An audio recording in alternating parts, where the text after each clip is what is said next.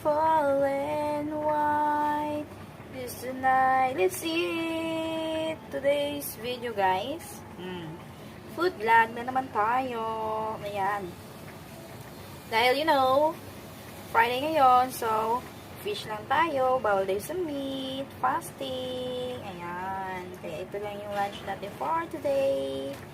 Simple yan lang. Ayan. Yung my fun. At saka merong radish.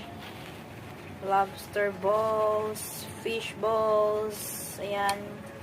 Iba't ibang klaseng fish balls.